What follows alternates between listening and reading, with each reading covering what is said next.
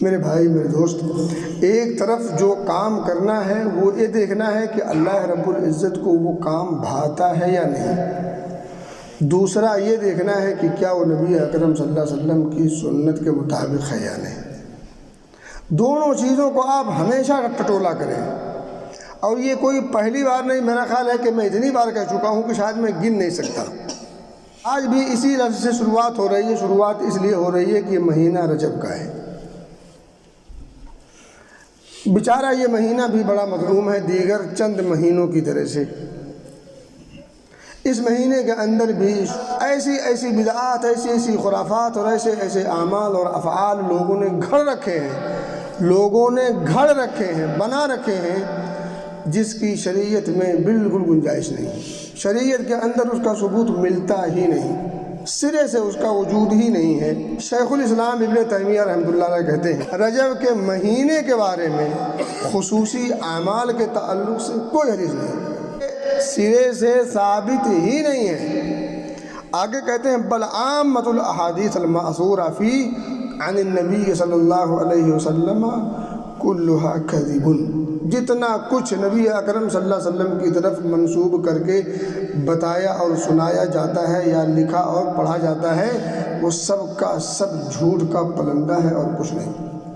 حافظ ابن حجر رحمۃ اللہ علیہ وہ فرماتے ہیں کہ رجب کے مہینے کی فضیلت کے بارے میں، یا اس مہینے کے اندر مخصوص روزوں کے بارے میں، یا کسی خاص دن کے روزے کے بارے میں، یا کسی خاص رات میں قیام کے بارے میں کوئی ایک بھی ایسی صحیح حدیث نہیں جو قابل حجت ہو، قابل عمل ہو، قابل ذکر ہو، یا اس کی بنیاد پر کوئی کام کیا جا سکتا ہے۔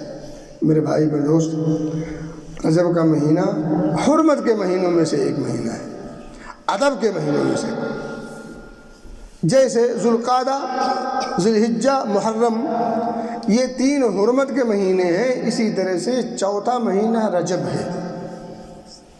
ان چار مہینوں کی حرمت اور اس کا ادب نبی اکرم صلی اللہ علیہ وسلم کی آمد سے پہلے جاہلیت کے دور میں اہل جاہلیت بھی کیا کرتے تھے، بلکہ آپ یقین کریں جاہلیت کے دور میں ان کے ہاں قبائلی نظام تھا، سسٹم تھا، تو کیا کرتے تھے، اپنا منمانی سارا نظام چلتا تھا ان کا، جنگل راج کہہ سکتے ہیں آپ اس کو اپنی زبان میں، جنگل راج تھا، لوٹ پاٹ عام تھی، اور قبائلی لڑائی جھگڑے مار پیٹ قتل و غارت گری یہ ان کی گھٹی میں پڑی ہوئی تھی، اور ان کا محبوب مشغلہ کہتا ہے، یا یوں کہہ لیں کہ ان کا ہاضمہ تھا۔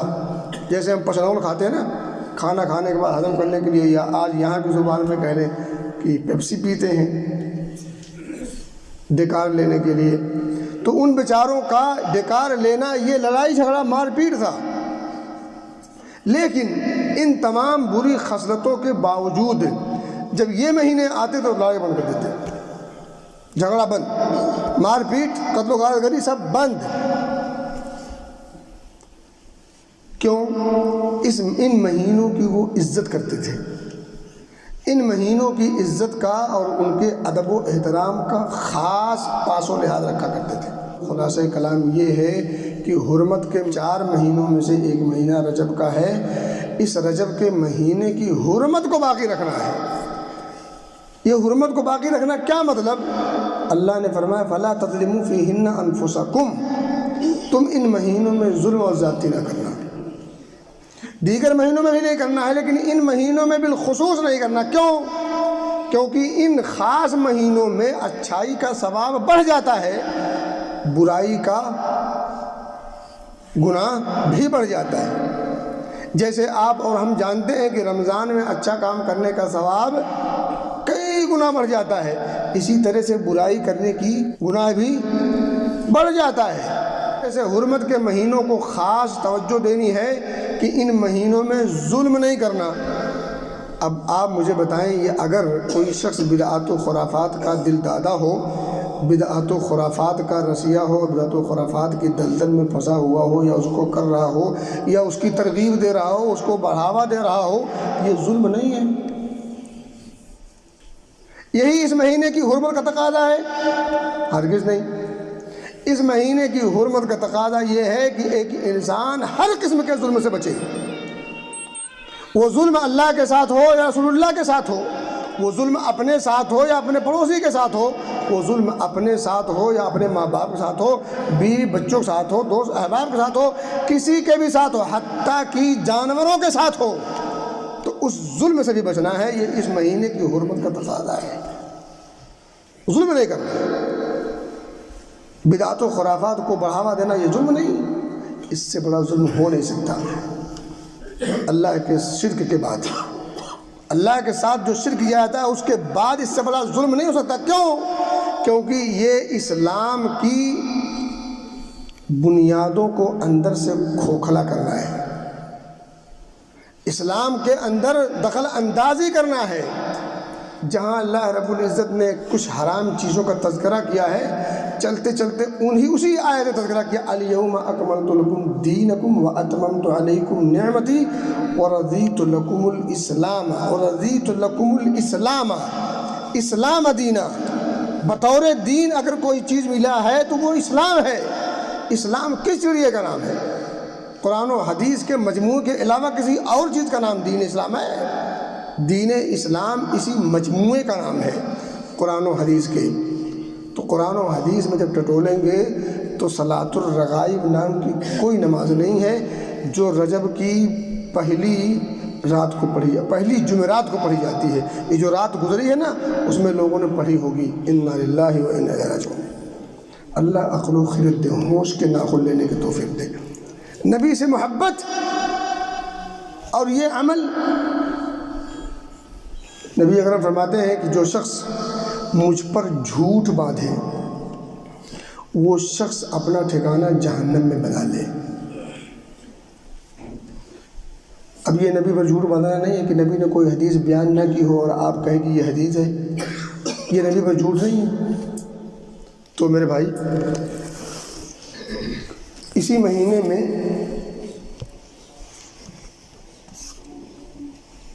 رجب کے کنڈے بھرے جائیں گے، اسی مہینے میں اسراء اور معراج کی رات منائی جائے گی۔ یہ سب خرافات ہے، یہ سب بدعات ہے، یہ سب گناہ کے کام ہیں، شریعت کے اندر دخل اندازی ہے۔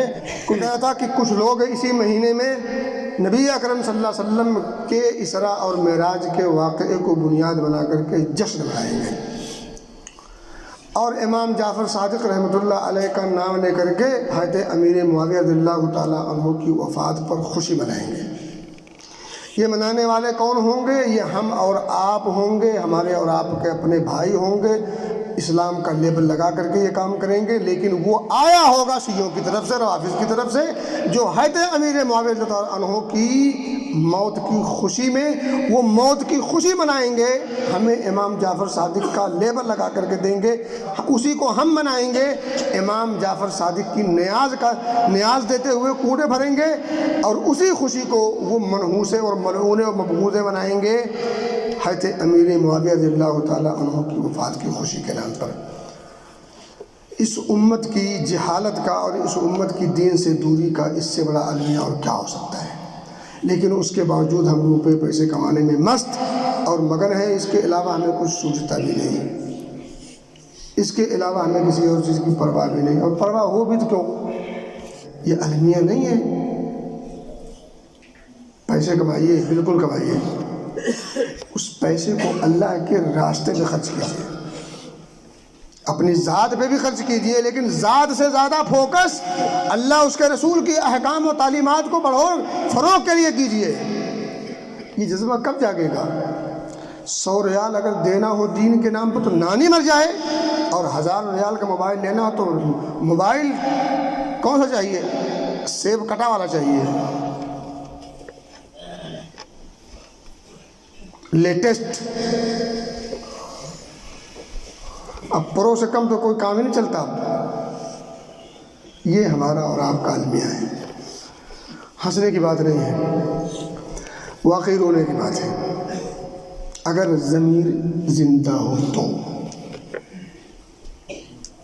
کچھ فکر ہو تو، باطل کتنا کام کر رہا ہے۔ آپ دیکھیں اربوں خربوں روپے لوگ خرچ کرتے ہیں، کس کے خلاف؟ اسلام کے خلاف، اہل اسلام کے خلاف، اور ہم خود اسلام کے خلاف کام کرتے ہیں۔ یہ بدعات و خرافات اسلام کے خلاف نہیں تو کیا ہے؟ یہودیوں سے چلا شیعوں تک پہنچا، شیعوں سے چلا ہم مسلمانوں تک پہنچا، اور یہ سب اسلام مخالف تحریکیں ہیں۔ مین دشمن کون ہے؟ یہودی۔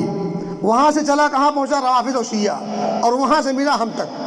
اور ہمیں کھانے پینے کے آسانیاں تو ہیں نا، کھانے پینے کے مواقع ملتے ہیں، اب کیا چاہیے ہو؟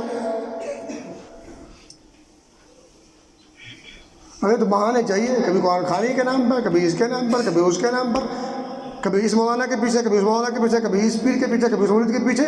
عزت بھی گنوائی، مال بھی گنوایا، ایمان اور عقیدہ بھی گیا خاک میں۔ یہ سب کیوں ہے؟ اسلامی تعلیم سے دوری کا نتیجہ ہے۔ اللہ اس کے رسول کی تعلیمات، اور وہ کہاں سے آئی ہو؟ جو صحابہ کے تھرو آئی ہو،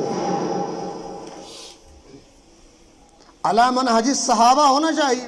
فَإِنْ آمَنُوا بِمِثْلِ مَا آمَنْتُمْ بِهِ فَقَدِ اهْتَدَوْا۔ جب ایمان تمہارا صحابہ کے ایمان جیسا ہوگا تب تم ہدایت یافتہ ہوگے۔